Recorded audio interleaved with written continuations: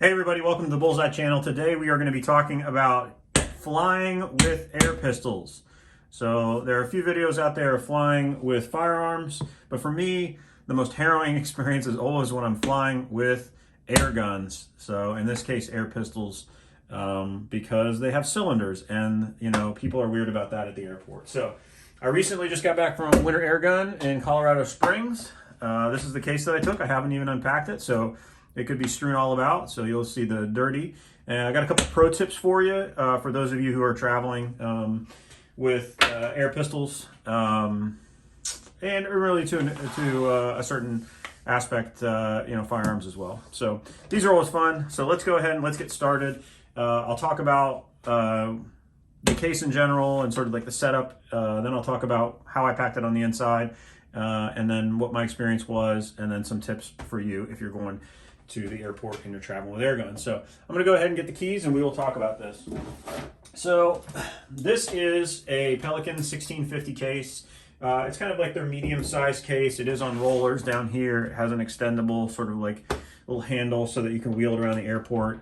You'll notice, and I'm not going to move the camera, but I did sacrifice the waterproofing on this to create sort of heavy-duty buckles for a strap, because for a while this was my Bullseye box before I got the strong case, which is over there somewhere.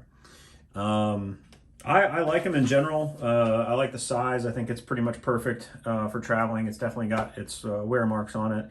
In terms of identification, so you'll notice that different than most, especially like air shooters, I don't have any identifying stickers on the outside. I will have a tag here that's going to have my name and phone number, and I'll have a tag here that has my name and phone number as well, but I've removed them for this video. It's up to you if you want to put your phone number and name on the outside of your luggage. For me, it saved my bacon a couple times when they had some issues with my case and needed to look inside of it, and they ended up calling me in the terminal on my phone.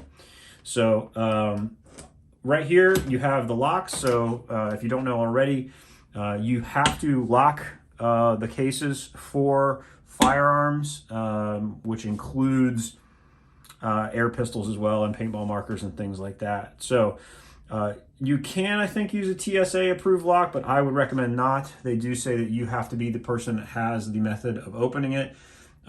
You can use combinations, you can use keys. My preference is keys, but here will be my first pro tip. So if you are traveling and let's say that you have a case that has to be locked with 2 locks, you want to make sure all your lock points are covered.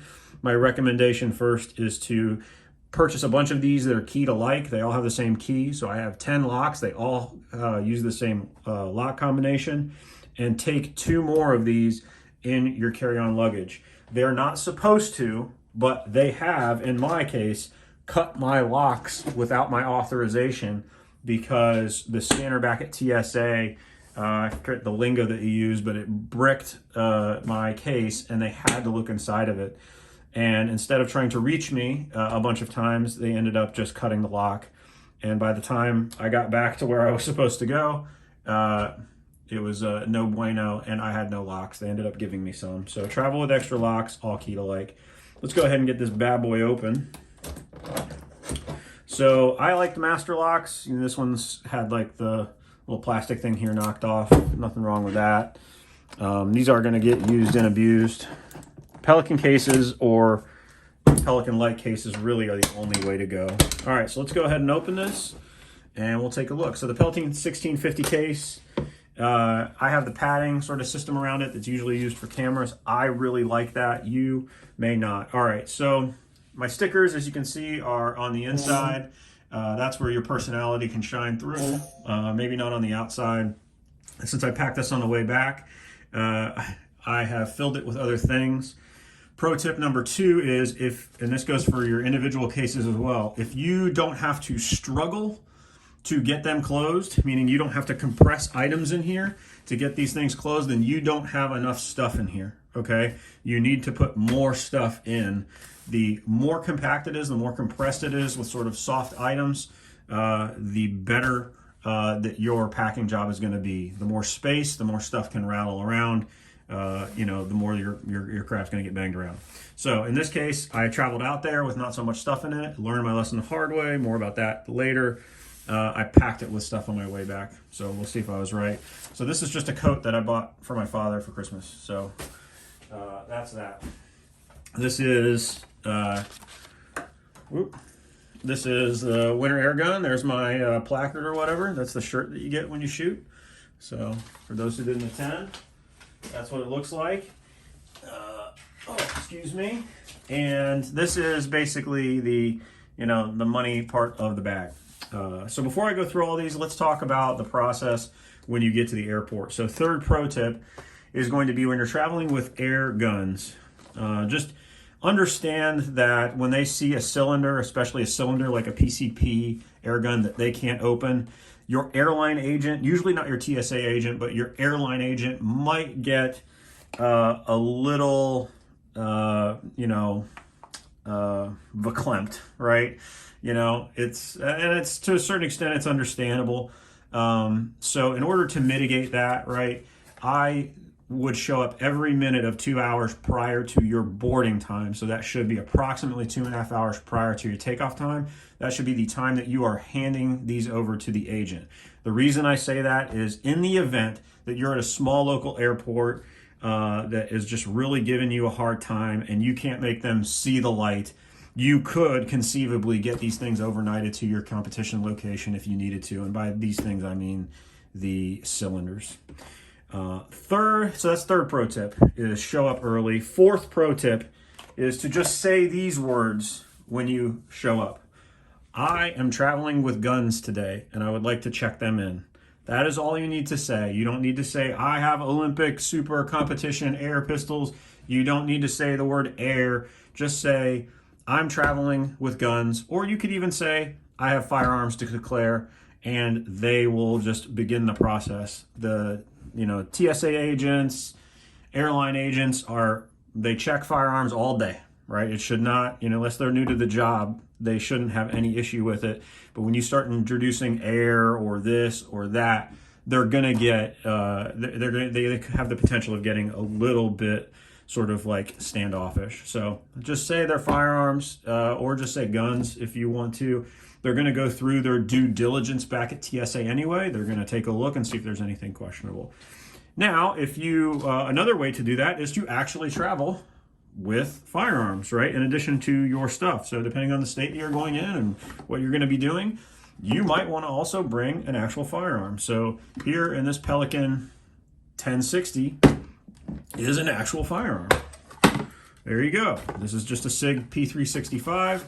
And here is a magazine with a little bit of ammunition. And for me, I took it apart, and I also throw an ECI in there if I can. But I took it apart, and so it's definitely unloaded because it would fit in this box a little bit better. So that's fourth pro tip. Maybe take an actual firearm. Not to like throw them off the scent, right? But you tell them you're traveling with a gun, you show them something that looks like a gun, they're going to be totally fine.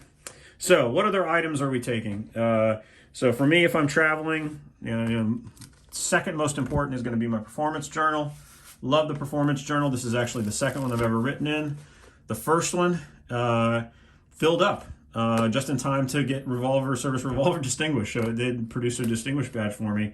They used to have this leatherette on them, but now they have this sort of like crappy cover. I really wish they'd go back to the leatherette, but maybe they're just cost prohibitive. But if you're looking for a great stocking stuffer for the special shooter in your life, the Performance Analysis Journal from Mental Management Systems is a great buy, and it's really not that expensive. It's like 13 bucks.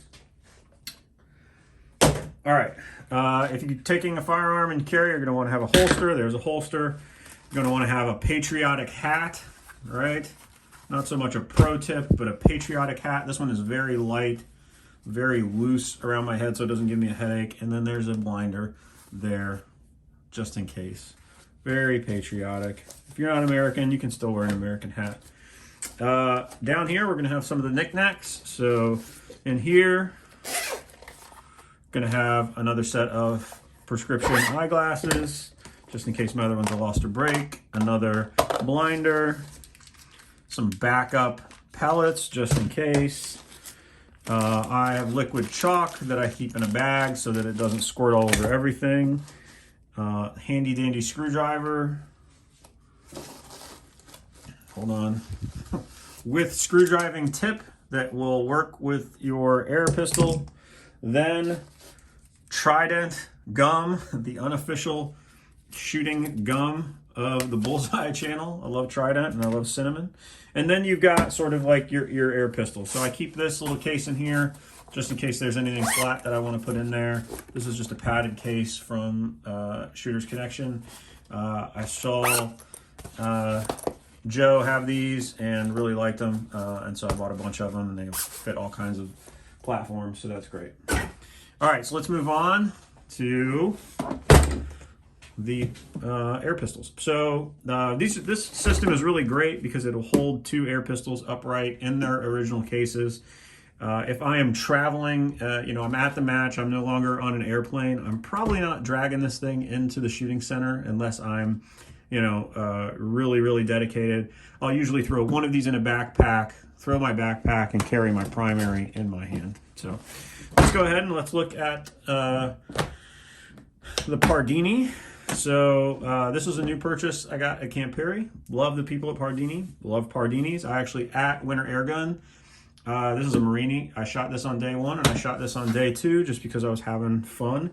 And I ended up shooting a great score with the Pardini. Pardini is mechanical trigger. Marini is electronic. So let's go ahead and open it up.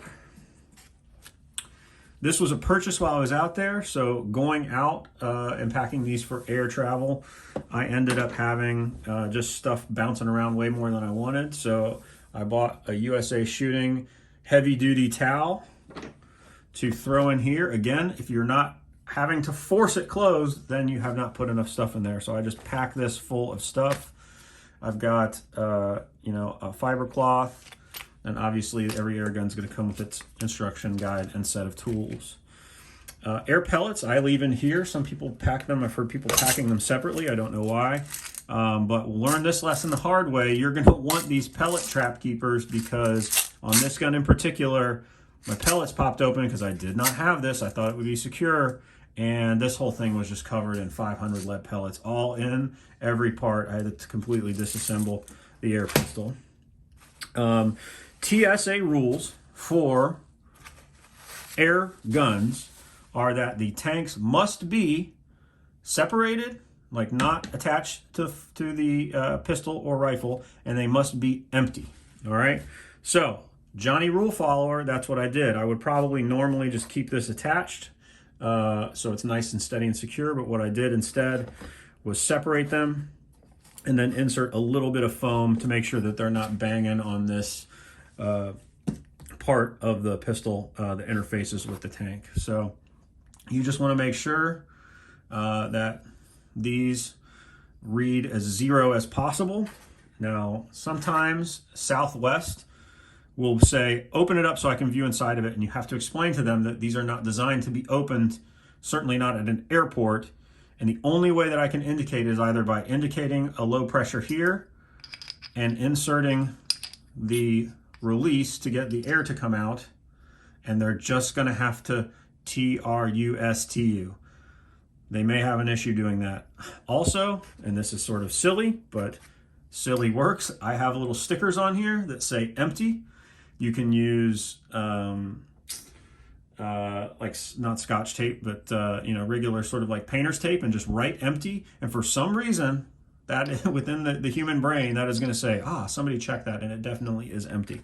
So it just confirms, sort of sends them off. So even when I'm shooting, these say empty, and I only use them there for air travel.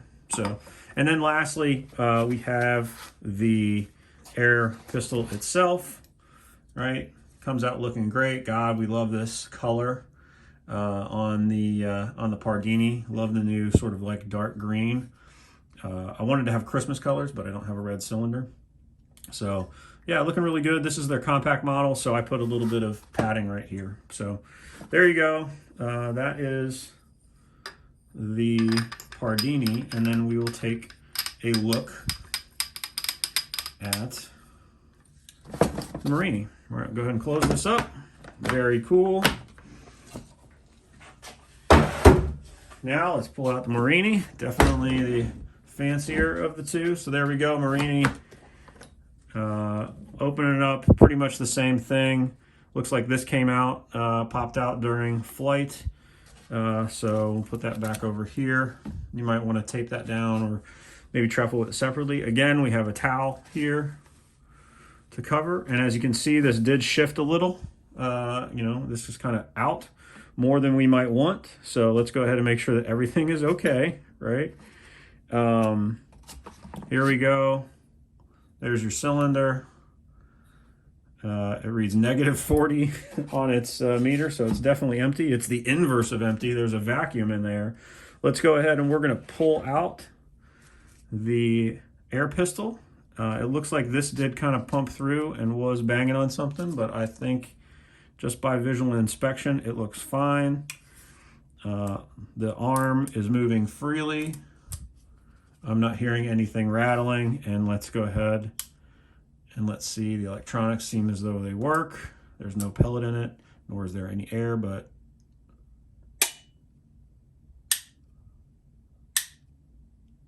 I think that is sufficient to say that we are good to go. There's the other case. Again, we have empty there, showing 0. So go ahead and put this back in. And there we go. And then we can place these back in the end where they belong for when the case is totally assembled. And I will put that back better later. So there you have it. That is the Merini. That is not the last. Isn't that pretty? Nice purple. The other and last pro tip that I have for you if you're traveling with firearms or air guns is going to be to purchase an Apple AirTag. For a little bit of peace of mind, having an AirTag in your luggage, especially if it has high value items, and certainly if it has firearms or air pistols, is fantastic. You can verify where it is, usually to a certain degree, while you're traveling. So I have one that is for my main case, and then I have one for these, and it just says Zane's Gats, and I'm able to track it wherever it is. You know, these Apple AirTags really are a fantastic tool. Don't abuse them, right? There's some sort of implications that come along with AirTags, but for the expense that they are, I think they're like $29. Throwing it in there, and you know, having the peace of mind while you're traveling is fantastic. So there's the video. Hope you guys enjoyed it. Let me know about your experiences traveling with either firearms or air pistols, and if you see anything different that I did or can improve, let me know or share via comments. Hope you're doing well. 3 rules for life: don't be a jerk, take care of yourself, help other people, and as always, hold hard and shoot straight.